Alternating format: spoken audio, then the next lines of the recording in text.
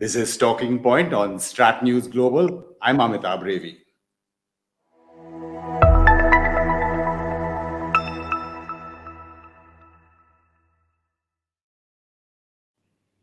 In Udaipur is Ambassador Kanwal Sibal, former Foreign Secretary. Ambassador Sibal, thanks for your time. I do know you're taking a slight break, but great location you have there. Well, I'm a bit away from COVID also because I'm surrounded by water. So. And also joining us from Goa is Admiral Arun Prakash, former Chief of the Naval Staff. Admiral Prakash, you're always in a getaway place, so, well, I mean, we always are feeling jealous about you. Well, it's not all that idyllic. We have our share of problems, Amitabh. I'm sure.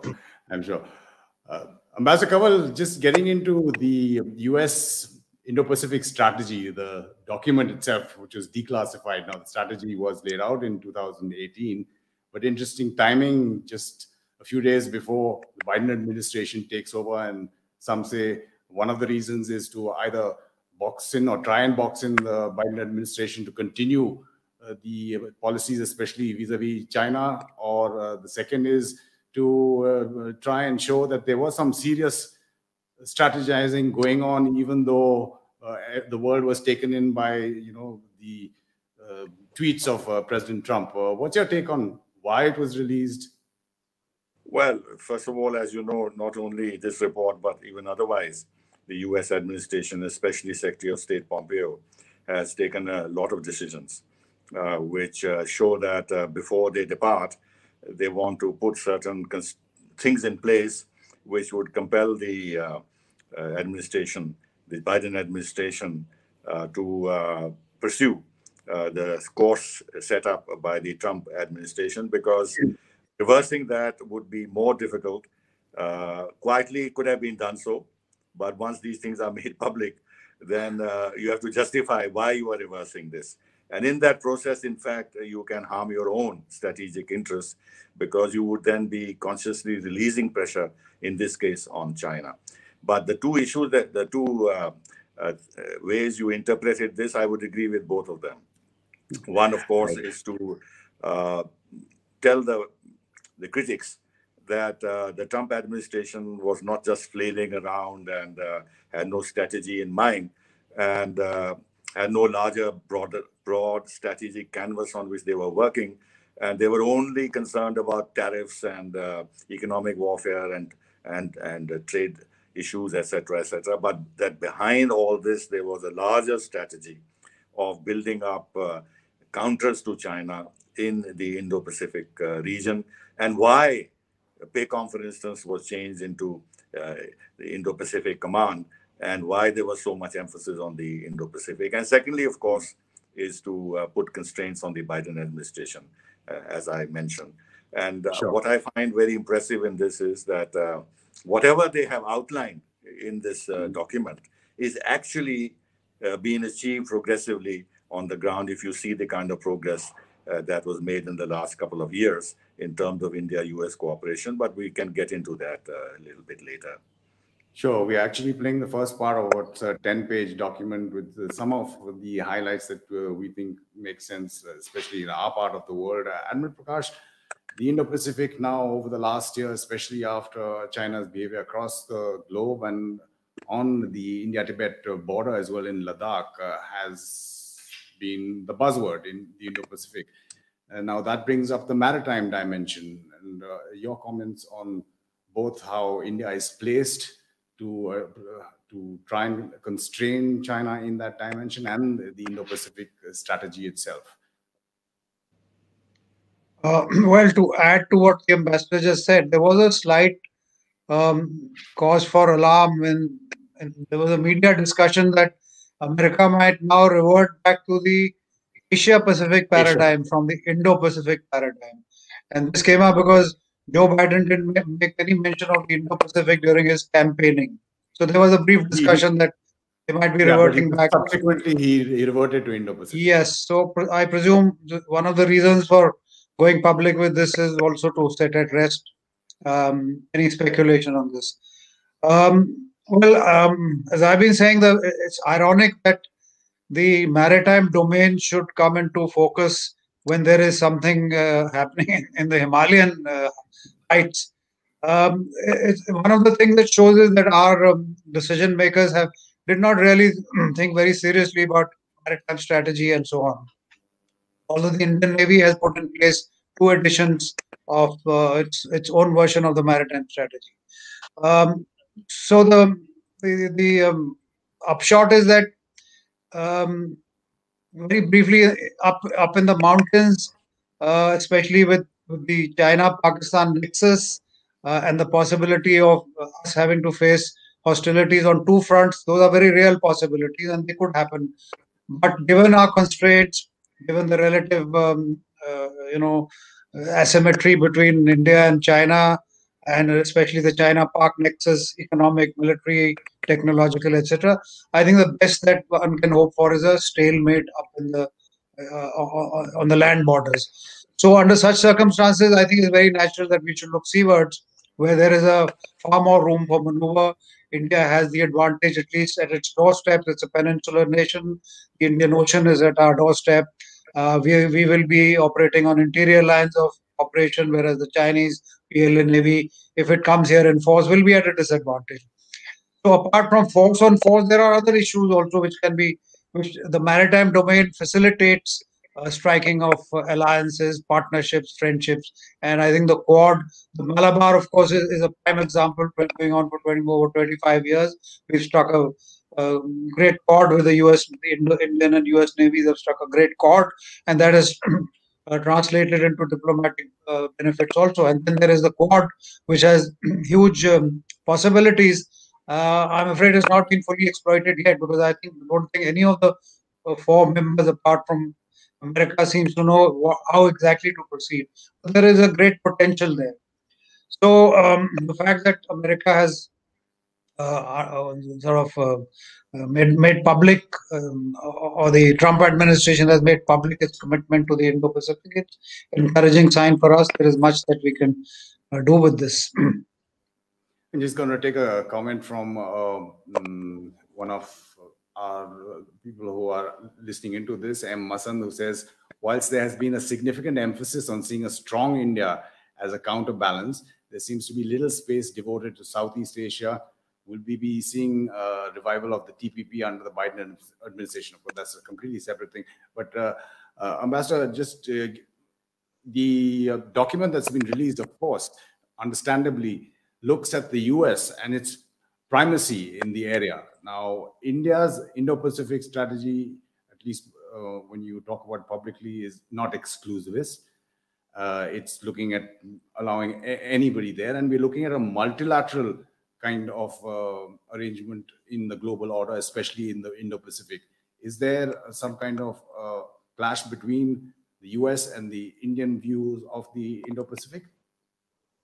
Well, before I answer that, I would like to say that if you look at the strategy that has been outlined, it's a very broad strategy. It's not only the maritime part of it, because they are speaking about strengthening India militarily to be able to energy, technology, and have spoken apart from maritime domain and everything else, and Quad and whatever have you. They've also spoken about China's threat on the in Ladakh. They specifically mentioned the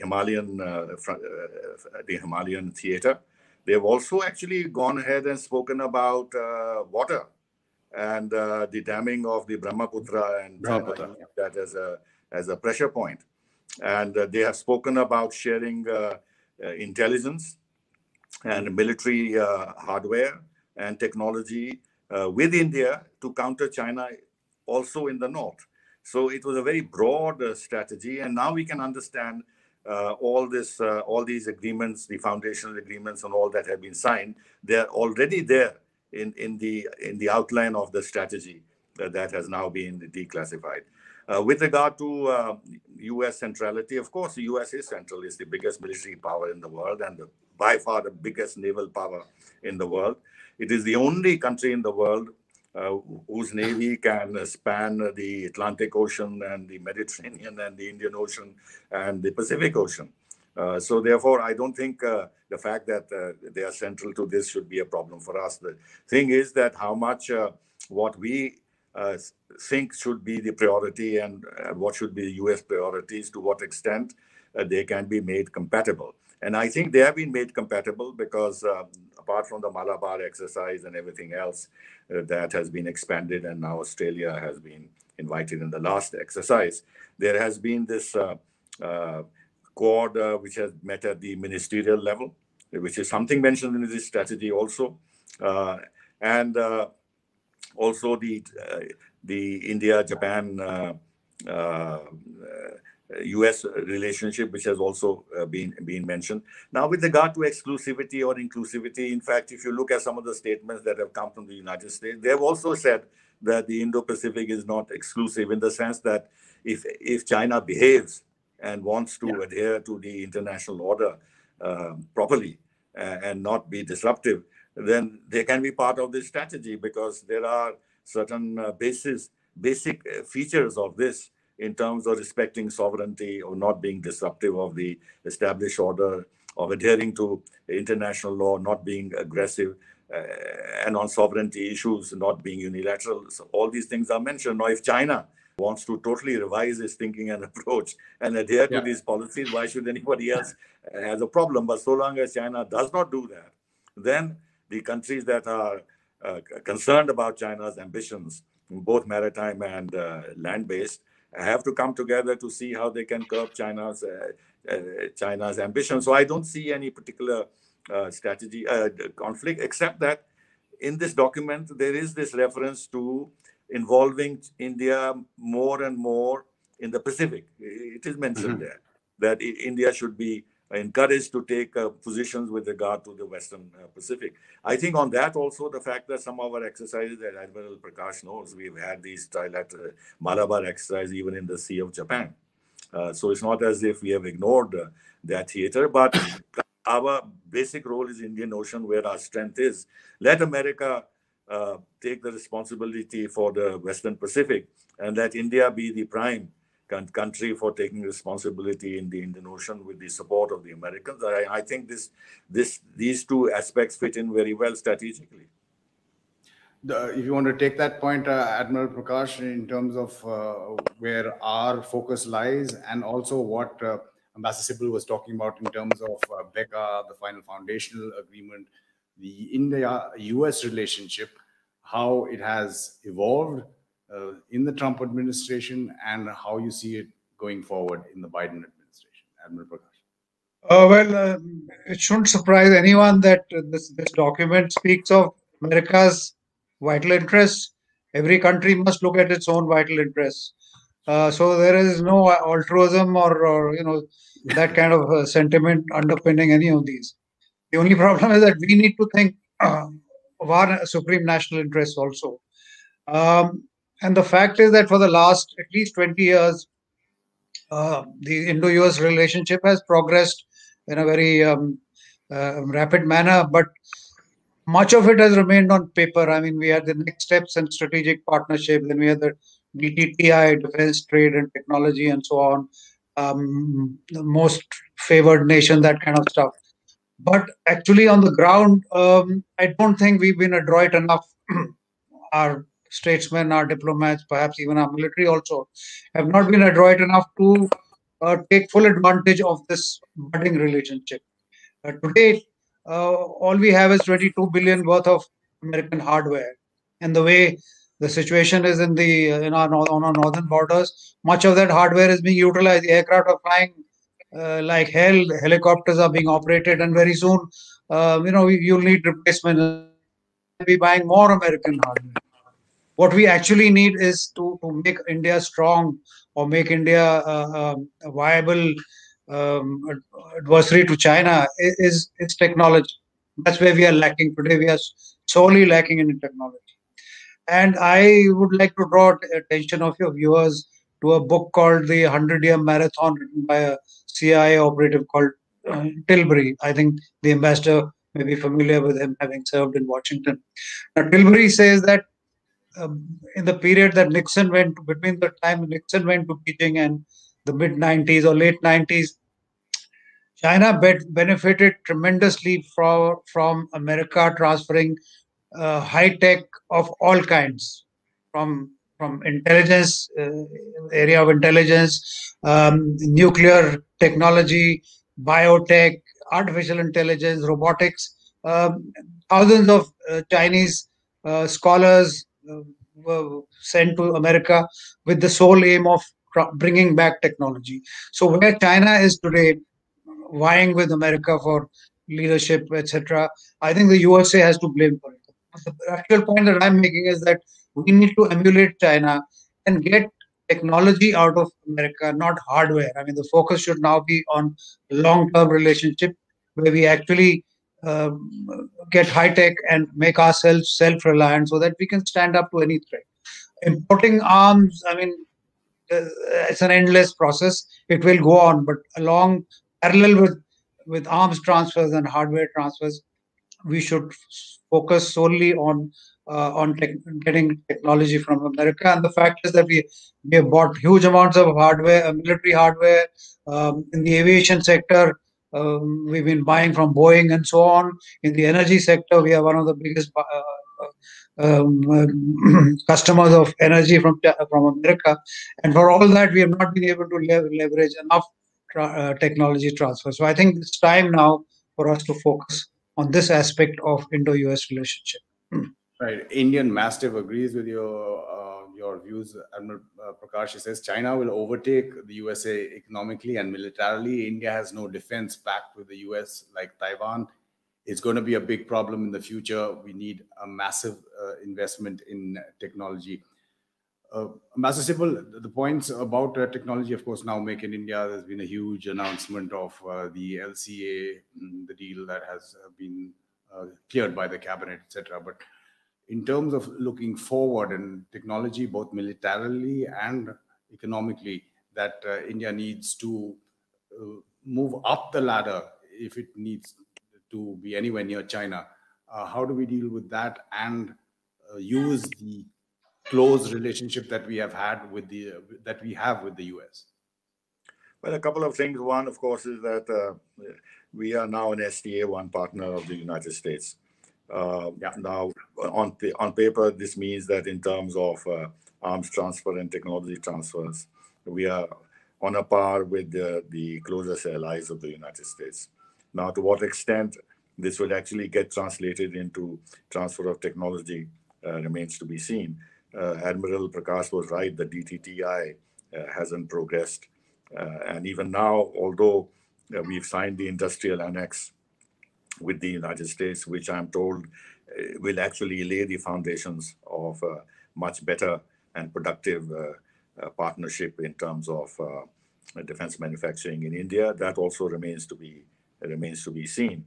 On the Indian side, as you know, we have now carved out huge areas where we will not import anymore for foreign equipment, but we'll make it in India. This will require a huge change in our administrative procedures and in our policies. It's okay, we've done that on paper, but actually translating into the ground effectively will take time, and we will see how all this pans out. But the fact is that we are heading in that direction. The next question is R&D, how much we are going to spend on R&D, including in the private sector. It's very important that the private sector spends a lot of money on R&D, which currently they are not doing. There is also a whole issue of the DRDO, which in some ways has done very well. But there's always this talk that the DRDO needs to be revamped, which is also not going to be easy. Now, in terms of TOT from America, one aspect which is important is this, that the Americans themselves have realized how much the Chinese have exploited them and their system, and they are closing up. Now, with this COFIUS business and with much greater scrutiny of technology flowing out of the United States, countries, even the partners of the United States, can have problems, including India, because there will be far more vetting of what goes out. Now, whether they will be making exceptions for India, again, it's not easy to visualize. So we'll have an uphill struggle in getting access to very, very advanced technologies. And finally, if America is willing to part with certain advanced technologies, they would want something in return, which is actually a captive Indian, more or less a captive Indian market for American defense equipment, which is why they are putting a lot of pressure on us on S-400 and our Russia connection, knowing that's a very delicate subject for us. They want to be in India's principal defense partner and relegate Russia to a secondary or a third position. Now, that is a difficult issue for us in strategic terms. So at the end of the day, we are late in the game. We have lost a lot of time. China has taken full advantage. They have now huge financial resources which they can spend on technology developments in various areas, including defense. And we will have difficulty catching up. But it's okay. We can live with a degree of asymmetry so long as in certain key areas we can move forward and be able to effectively force China into a stalemate. We don't have to win a war against China. It's enough if we can force them into a stalemate. And on the naval side, certainly, as Admiral has mentioned, we have a huge advantage. And I think government should spend much more money on our naval forces. In fact, we should give primacy to our naval forces because that is really the way we can extend our power right from the eastern border of Africa to the Malacca Straits and beyond. Admiral, that would probably be music to your ears. I don't know whether the government is actually listening, but if there is money which doesn't seem to be forthcoming for the Navy in terms of, there has to be a priority. So how do you see the Navy's wants and needs in the future in terms of aircraft carriers, submarines that are necessary within the constraint we have financially? Well, you know, there's a saying, I'm not an economist, but it is said that the first charge on the nation's exchequer is that of national security. If you cannot secure your nation, then, you know, everything else becomes pointless. So even though we are in a very tight economic situation because of COVID and many other factors, the fact is that you have to, the government has to bite the bullet and find the money for national security. So that ball is squarely in the government's court, and all these efforts by the MOD and Department of Military Affairs to save money in pensions and so on are quite ridiculous, frankly. The military shouldn't be asked to save money to buy arms. I mean, that's not the military's job. So, if the nation's security is to be ensured, then the government has to find money, and I'm sure they will find the money. So that should not be a problem. The next issue is how to spend that money. And that should flow from a national security strategy, and which actually, if you read, the Chinese have been issuing a white paper every 2 years, defense white paper, in which they spell out. And I think we can take a lesson from them. They spell out the ends, ways, and means. What is it that China wants to do? Where does it want to be in the region and the world? So that's what it wants. How will it get there? By which they spell out in the white paper what kind of forces China will have, the PLA Navy, the PLA rocket force, the restructuring, etc. And finally, it also defines, not very succinctly, but not very specifically, but where will the means come from, the money come from.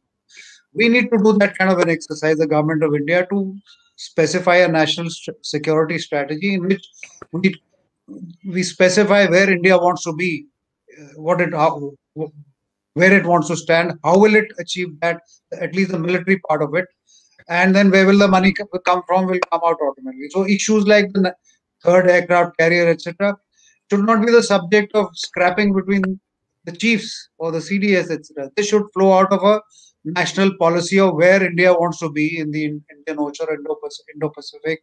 How is it going to get there? And the answer will come out quite straightforward, whether you need an aircraft carrier, you need destroyers, frigates, submarines, etc. So I think this is a long outstanding void in our armor, that we've not spelt out a national security strategy. And I think Ambassador Sibal knows this very well. We were together in the National Security Advisory Board. It's been in the works.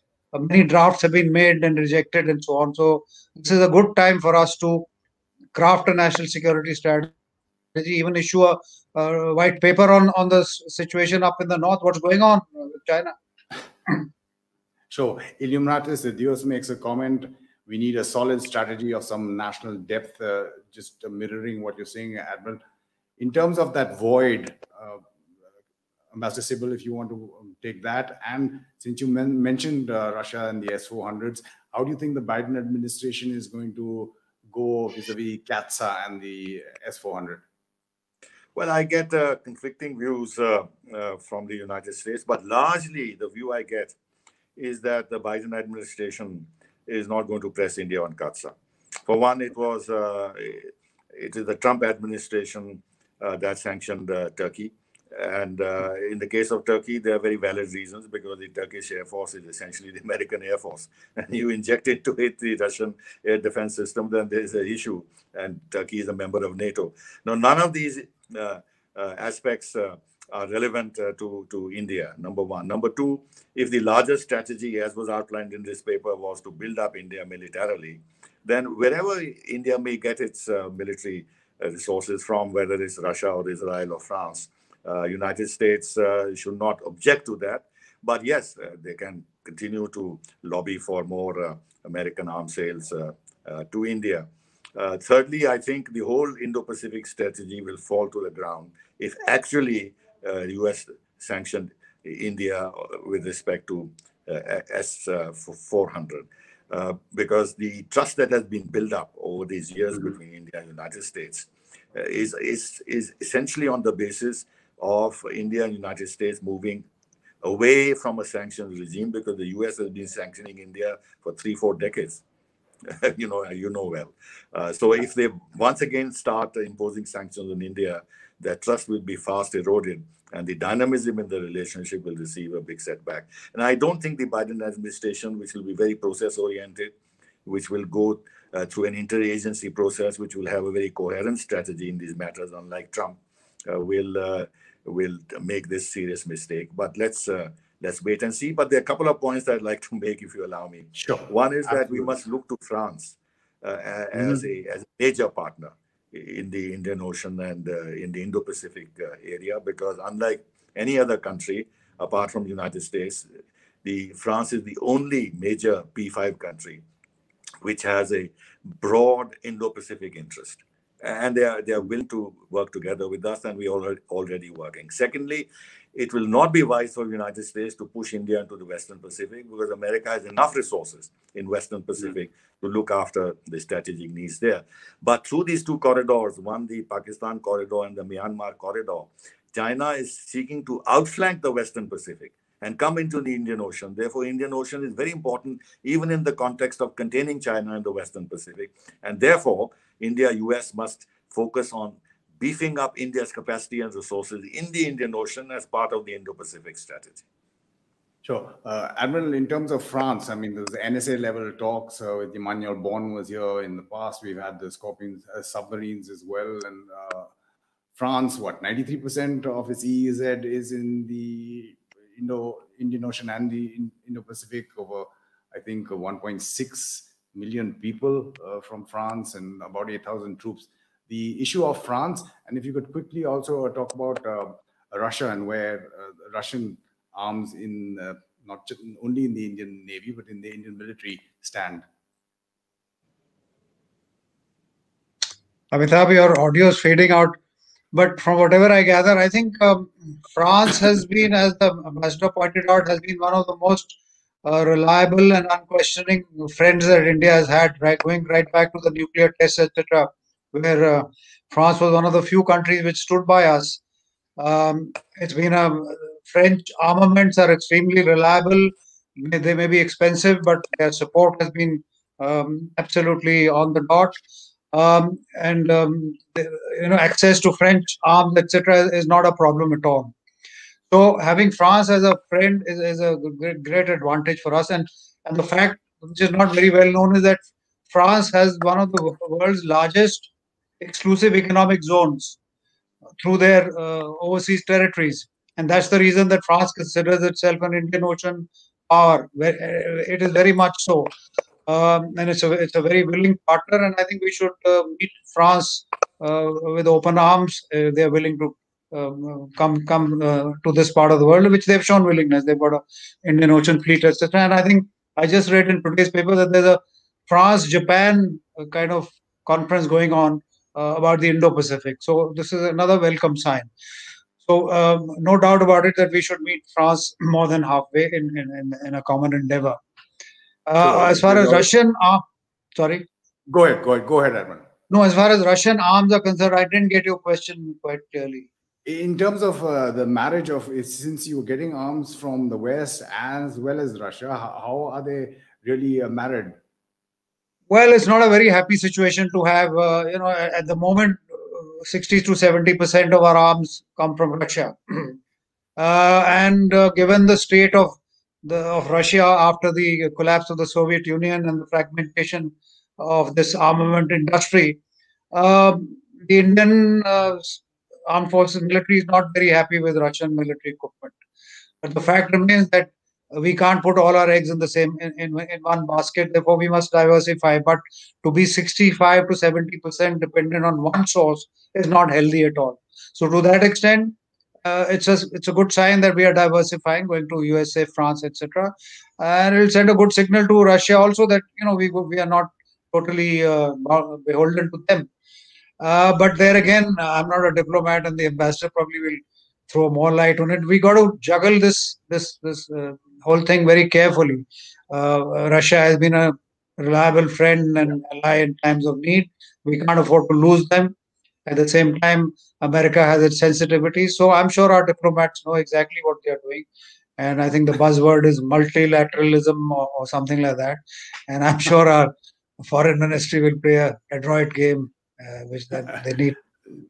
Sure. Ambassador, if I could get your quick comments on two things. As Admiral pointed out, Russia. Now, how do we keep Russia in this strategic space that we have for it, while Russia and China have their own relationship?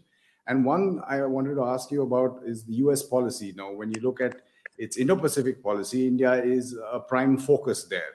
But when you look at what's happening, say, in Afghanistan, Pakistan will take primacy over that, and the two could probably clash when you're looking at, dealing with India and Pakistan. Quick comments on that, if you could. So, one, insofar as Russia is concerned, it is imperative that we keep Russia on our side, and if the price we have to pay for that is to continue our defense relationship with Russia, albeit in terms of expansion of our needs. We have diversified and will continue to diversify, but it will be very foolish strategically to waste 60, 70 years of relationship and trust that has been built up with Russia, because you never know what may happen tomorrow. And Russia, although currently there are some geopolitical differences on the Quad and the Indo-Pacific, which is something new, but otherwise there has been no geopolitical conflict between India and Russia. So it's a tried and trusted partner.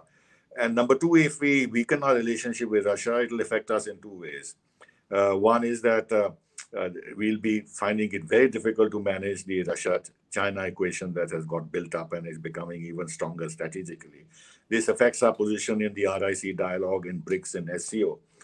So we have an interest in maintaining a strong foothold into Russian strategic thinking, so that they don't start paying so much attention to their China relationship that it is actually at our cost. And number two, tomorrow, if something happens with the United States, you never know.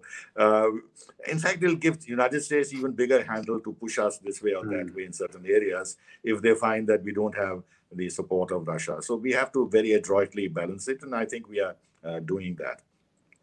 Now, insofar as the second question, what was the second question? Can you repeat it?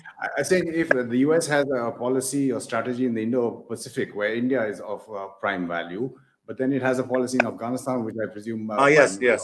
Now, the thing is that we have lived with this contradiction in US policy for many, many years. Now, in fact, I find that the US war on terror has become so absurd that they are currently negotiating with one of the most terrible terrorist organizations in the world, which is the Taliban. And after having ousted them, they are now paving the way for their return. and they're abandoning the legitimate Afghan government. This is a charade that the reconciliation process is Afghan-owned and Afghan-led and all that. It is not. It is US-led. And I found it rather galling that Pompeo should meet the head of Taliban and the chairman of Joint Chiefs of Staff should meet the head of a terrorist organization. And this while such terrible, terrible terrorist attacks are occurring on the ground in Afghanistan.